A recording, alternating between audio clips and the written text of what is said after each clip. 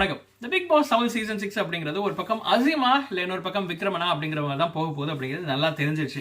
அப்பப்போ சிவன் வந்து எட்டி பார்க்குறாங்க. ஆனால் கம்பேரிட்டிவ்லி வந்து பார்த்தீங்கன்னா சிவனுக்கு வந்து பெருசா இல்லை அப்படின்னு தான் சொல்லணும். இன்னொரு பக்கம் தனலட்சுமி நிறைய சவுண்ட்லாம் ஓடுறாங்க. ஆனால் ஓட்டு அப்படிங்கும்போது அவங்க வந்து ரொம்ப பின்னடைவில் தான் இருக்காங்கன்னு வச்சுக்கோங்களேன். ஆனால் இவங்க எல்லாருமே விளையாடுறாங்க. ஆனால் அங்கே விளையாடாத சில பேர் வந்து பார்த்தீங்கன்னா இவங்களை வந்து குறை சொல்லிட்டு இருக்கிறத பார்க்கும்போது தான் செம காமெடியாக இருக்குது. ஃபார் எக்ஸாம்பிள் யாரை சொல்கிறேன்னு பார்த்தீங்கன்னா, நேத்து விக்ரமன் வந்து அசீமை கேள்வி கேட்கும் போது சில பேர் வந்து பாத்தீங்கன்னா சிரிப்பு அடக்க முடியாம அப்படியே மறைஞ்சு சிரிப்பாங்க. யார் அப்படின்னு பாத்தீங்கன்னா, ஒரு பக்கம் ஆயிஷா, இன்னொரு பக்கம் குவீன்சி, இன்னொரு பக்கம் மைனா. இப்ப மைனா எப்படி அவங்களோட பிக் பாஸ் ஹவுஸ்ல வந்து ஜேர்னியை ஓட்டிட்டு இருக்காங்கன்னு பாத்தீங்கன்னா, ஒன்னு மணியை வச்சு மணியை டார்கெட் பண்ணி மணியை வந்து ஒரு மணி பின்னாடியே சுத்துறது. அதுக்கப்புறம் ஏதாச்சும் ஒரு ஆள் ஒரு இடத்துல நாமினேட் பண்ணோம்னா மணியை நாமினேட் பண்ணிட்டு அப்படியே சேஃப் கேம் ஆட்டு போயிடுறது.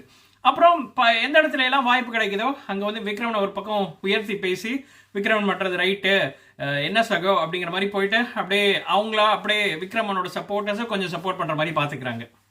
இன்னொரு பக்கம் ஆயிஷா என்ன பண்ணுறாங்க, ஒரு பக்கம் விக்ரமனை நல்லா பாசிட்டிவாக சொல்லி இன்னொரு பக்கம் அசீமை எவ்வளோ அடிக்க முடியுமோ அடித்து கீழே தள்ளி அது மாதிரி தான் அவங்களோட கேம் போயிட்டு இருக்கு.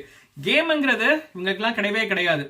ஆனால் ஒரு பக்கம் அசீமா அடிச்சு தான் இவங்க எல்லாம் மேல வந்துட்டு இருக்காங்க. அதே மாதிரி இன்னொரு பக்கம் குவீன்சி ஆகட்டும், குவீன்சி என்ன பண்றாங்க, அதே தான் பண்றாங்க.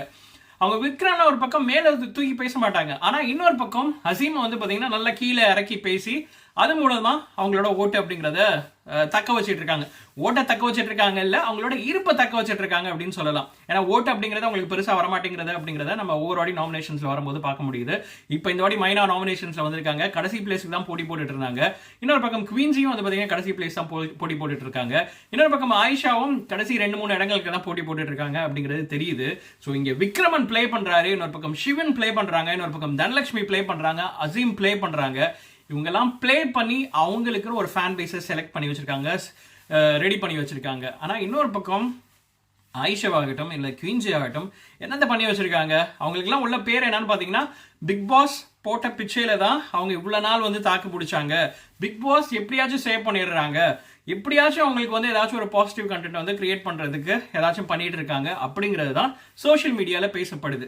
ஸோ இது மாதிரி ஒரு விஷயத்தை வச்சுக்கிட்டு ஆனால் அடுத்தவங்களை பார்த்து விளாட்றவங்களை பார்த்து நக்கல் நையாண்டிலாம் பண்ணுறது எவ்வளோ காமெடியாக இருக்குது தெரியுமா? வெளியில் வந்து பாருங்க, உங்களுக்கே தெரியும். ஸோ நீங்கள் என்ன நினைக்கிறீங்க? இந்த கேம் அசீம் வெர்சஸ் விக்ரம் அப்படிங்கிறதான் போகிற மாதிரி உங்களுக்கு தெரியுதா? அது மட்டும் இல்லாமல் இதில் யார் விளையாண்டுட்டு இருக்குது அப்படின்னு நினைக்கிறீங்களா? இன்னொரு பக்கம் ஆயிஷா, குவீன்சி, மைனாலாம் பற்றி என்ன நினைக்கிறீங்க? உங்களோட வேலை கமெண்ட்ஸில் சொல்லுங்க. இதே மாதிரி இன்னொரு சூப்பரான வீடியோட உங்களை மீண்டும் சந்திக்கிறேன். நன்றி.